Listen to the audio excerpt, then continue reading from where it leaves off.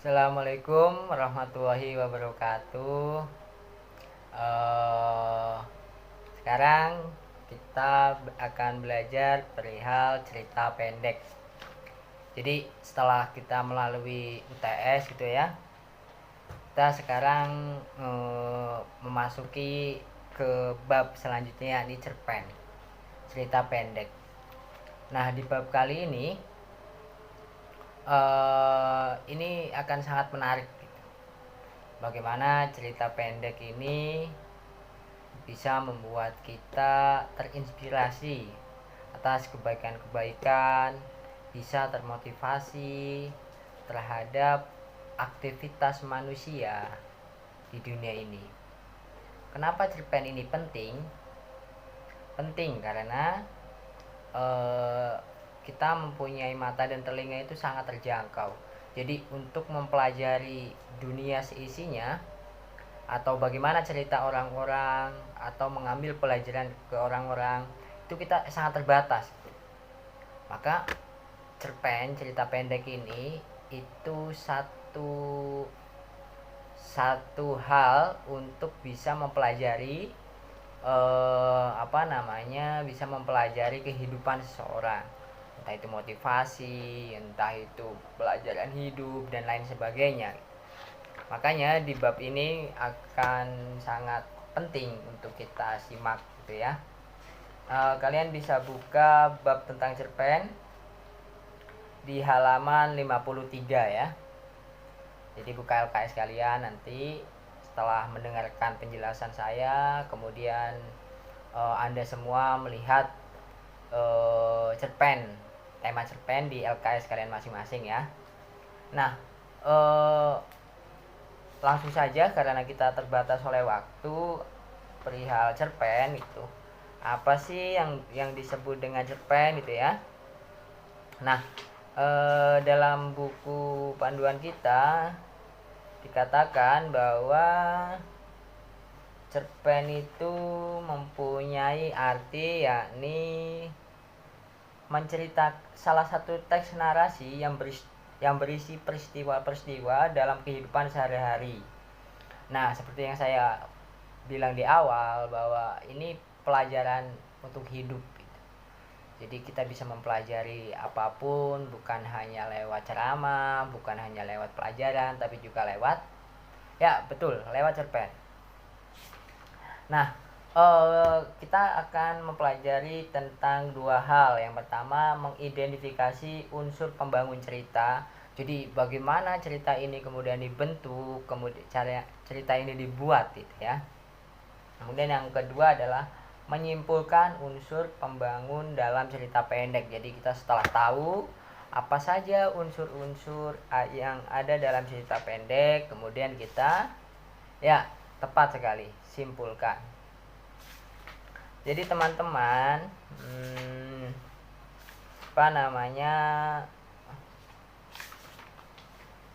jadi kita akan mengetahui cerita, unsur-unsur cerita ya. Jadi unsur-unsur dalam membangun cerita itu ada 6 hal ya. Ini bukan rukun iman. Rukun iman memang ada 6, tapi ini unsur-unsur ya pembangunan cerita. Jadi pembangunan cerita ini ada 6. Pertama adalah tema. Jadi tema itu merupakan makna keseluruhan yang didukung cerita.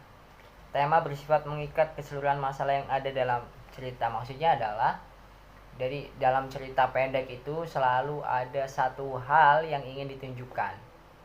Entah itu tentang keajaiban Tuhan, entah itu tentang keikhlasan, kejujuran, kemandirian, dan yang lainnya. Oke. Nah, itu yang dimaksud dengan tema. Maka dia sifatnya mengikat. Artinya mengikat. Nah, kemudian yang kedua adalah tokoh.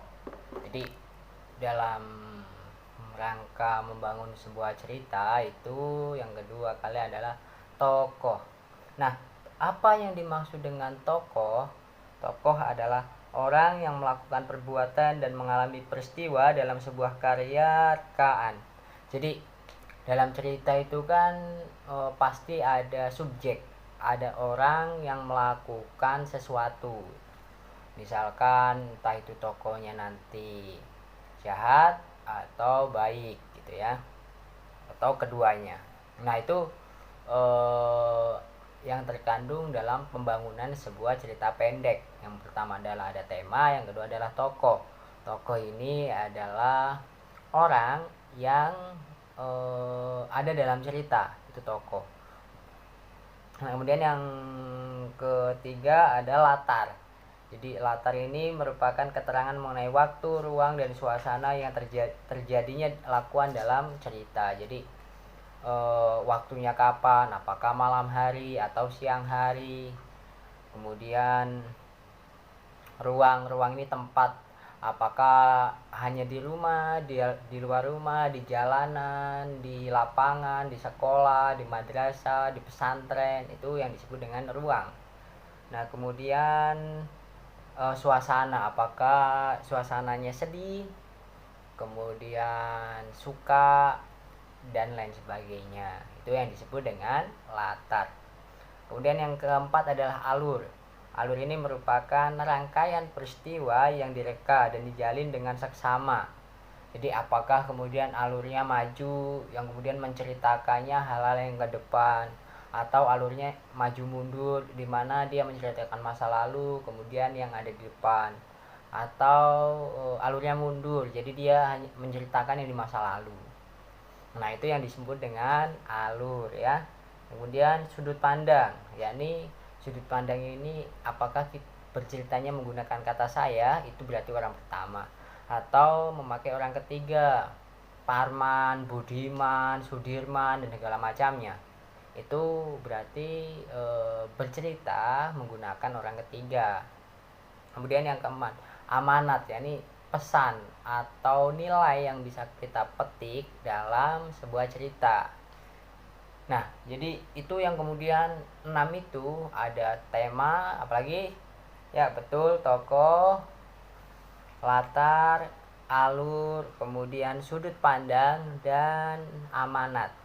Itu yang kemudian dinamakan dengan apa namanya? Betul sekali, pembangunan dalam cerita. Nanti pasca ini kita akan membaca cerita-cerita yang ada di LKS kalian masing-masing ya. Dan itu nanti kita analisis bersama. Jadi kita nilai bersama.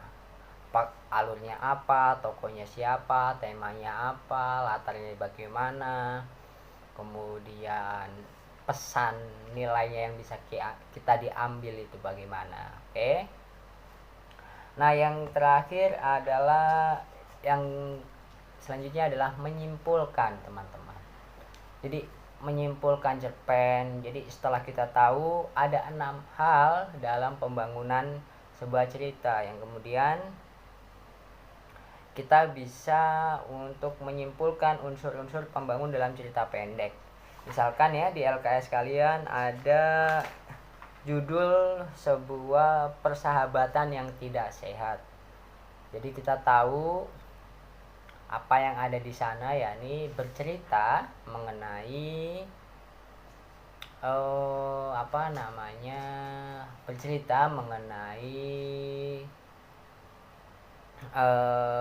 persahabatan yang toksik kalau bahasanya anak muda seperti saya, itu namanya toksik, persahabatan yang tidak sehat.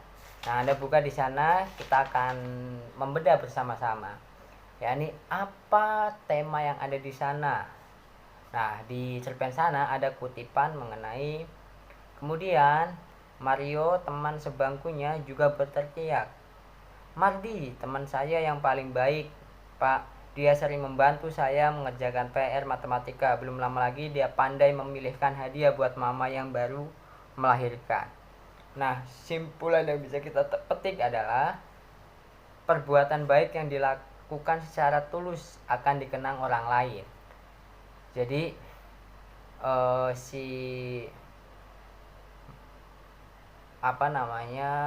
Mardi ini orang yang baik ya kan. Dia karena dia sering melakukan kebaikan, maka teman-temannya seperti Mario itu mengingat hal-hal positif yang dilakukan oleh Mardi. Ada yang namanya Mardi di sini teman-teman? Nanti kalian nggak apa-apa nggak namanya Mardi, tapi semangat kebaikannya mesti seperti Mardi. Oke, nah kemudian latar tempat, yakni di cerita itu latar tempatnya ada 3, kelas, apalagi jalan dan rumah. Jadi ini latar ruangnya ya. Kemudian ada latar waktu. Tadi kita sempat menyinggung kan, ada latar waktu. Nah, latar waktunya ini ketika jam belajar sekolah, berarti pagi, betul sekali. Kalau dinia sore atau malam. Itu kalau ngaji kalian ya. Kalau ini sekolah pagi. Nah, kemudian ada lagi, ada ya, ini sepulang sekolah, kemudian sore hari dan malam hari. Jadi potret kehidupan sehari-hari itu diceritakan dalam cerpen tersebut. Nah, kemudian bagaimana suasananya di sana, yakni Marty tidak memiliki prestasi akademik maupun non akademik, tapi memiliki sifat penolong dan peduli. Nah, ini jadi manusia itu selalu mempunyai sisi yang baik, sisi yang positif. Jika kita tidak bisa berprestasi dalam hal akademik gitu, maka kita berprestasi dalam hal akhlak, akhlakul karimah. Betul. Nah, kemudian tokohnya ada siapa aja di sana ya? Pertama ada Pak Anang. Wataknya apa? Dia wataknya bijaksana. Sebagai guru dia punya teladan yang baik. Kemudian ada Uli, seorang anak miskin yang pandai bersyukur. Jadi meskipun dia miskin ya kan, tapi hidup dia sering bersyukur. Kemudian ada Tasya, dia seorang pecinta binatang. Dia berwatak manja karena anak-anak ya. Kalau kalian manja udah nggak pantas, nanti malah diusir sama dicoret dari kakak. Nah, jadi ini karena Tasya adalah anak kecil ya. Nah, kemudian alurnya bagaimana teman-teman di sana? Nah, alur dalam cerpen itu adalah yang digunakan adalah alur maju. Kenapa? Karena menceritakan peristiwa dari mulai pengenalan tokoh, konflik sampai penyelesaian. Jadi tidak ada alur mundurnya, dimana membahas tentang masa lalu gitu. Nah, kemudian sudut pandang apa yang dipakai gitu. Sudut pandang yang digunakan adalah sudut pandang orang ketiga, yakni dia memakai nama-nama orang penulisnya ya untuk menceritakan sesuatu begitu. Nah, kemudian yang terakhir ya, bentar lagi ini selesai ya, jadi harap tenang. Ini yang poin yang terakhir adalah ada kutipan menarik di sana. Nah, Mardi, kamu dengar semua pendapat teman-temanmu kan? Prestasi itu tidak harus menang perlombaan atau pertandingan, Mardi. Kamu bukan hanya hebat, tetapi kamu berhati mulia. Selamat, kamu lulus dalam tugas PPKN dengan nilai yang paling baik. Itu kata Pak. Betul, Pak Anang. Dia sangat bijak kan? Nah, apa kemudian pesan yang bisa kita petik dari hal itu? Ya, ini pesannya adalah prestasi yang membanggakan tidak hanya didapatkan dari prestasi akademik dan non-akademik saja, namun bersikap peduli dan mau menolong orang lain pun merupakan prestasi yang membanggakan. Jadi kita jangan pernah insecure atau istilahnya itu tidak pede. Meskipun kita punya pengetahuan yang ya pas-pasan gitu, tidak bisa mencapai ranking 1, tapi ada yang kita bisa capai, yakni mempunyai akhlak yang mulia ya. akhlak mulia, yang jujur, selalu berbuat baik, selalu memberikan sesuatu, pandai bersyukur. Itu merupakan prestasi sendiri, akhlak yang dilihat begitu. Jadi buat kalian terus berbuat baik agar orang-orang mengingat kebaikan-kebaikan kita, agar kita juga diperlakukan dengan baik. Ada yang pernah dengar pepatah ini, siapa yang menanam dia akan memanen. Nah, kalau kita menanam kebaikan, maka kita akan memanen kebaikan pula. Gitu, teman-teman. Nah, sekarang sesi terakhir, teman-teman, kalian bisa ini ya, untuk menutup mata pelajaran kita yang sayangnya waktunya terbatas. Sebenarnya pengen banyak yang disampaikan, tapi karena terhalang oleh waktu yang terbatas ini, untuk lebih jauh kita paham atas materi yang tadi saya sampaikan, teman-teman bisa buka halaman berikutnya, yakni dengan kalian baca cerpen dengan judul Ramuan Ajaib. Ini ditulis oleh Retno ya. Kalian baca sampai selesai, kemudian tugasnya cuma satu, menyimpulkan unsur-unsur pembangun dalam cerita pendek yang ada 6. Jadi kalian di sana nanti jelaskan temanya apa, latar belakangnya bagaimana, tokohnya siapa saja, alurnya bagaimana, sudut pandangnya apa, kemudian amanat yang bisa kita petik itu seperti apa. Begitu. Udah, itu dulu cukup ya. Dari saya, mohon maaf bila banyak kesalahan. Saya pamit undur diri. Tetap semangat belajar meskipun di era yang serba online ini. Saya akhiri. Assalamualaikum warahmatullahi wabarakatuh.